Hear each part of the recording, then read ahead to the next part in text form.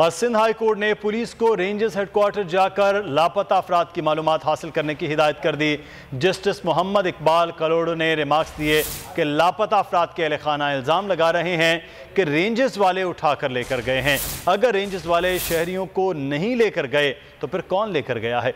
Rangers की वर्दी में कोई और ले गया है तो ये और भी ख़तरनाक सूरत हाल है।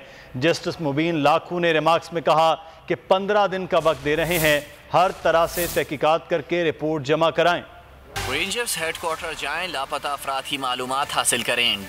डरे मत, जाएं और जाकर पूछें आखिरकार कौन ले गया। सिंध हाई कोर्ट ने लापता अफराद केस में पुलिस को हिदायत जारी कर दी। जस्टिस मोहम्मद इकबाल कलोड़ो की सरबराही में बेंच के रूबरू दरख्वास्तों पर समाअत हुई। अदालत ने रिमार्क्स दिए, लापता अफराद के अहले खाना इल्ज़ाम लगा रहे हैं कि रेंजर्स वाले उठाकर ले गए हैं। तफ्तीशी अफसर ने कहा, हमने ख़त लिखे हैं, मज़ीद भी लिखेंगे। अदालत ने मुकालमा किया, ख़त नहीं लिखना, खुद जाकर रेंजर्स वालों का दरवाज़ा खटखटाएं।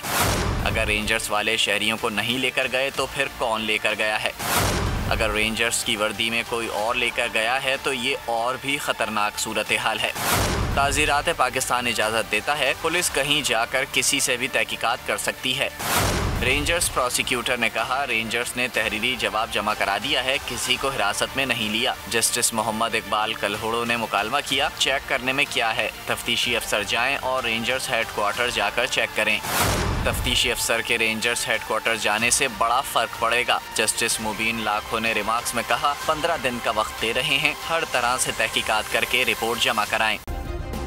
सब्सक्राइब करें और बेल दबाएं ताकि कोई खबर रह न जाए।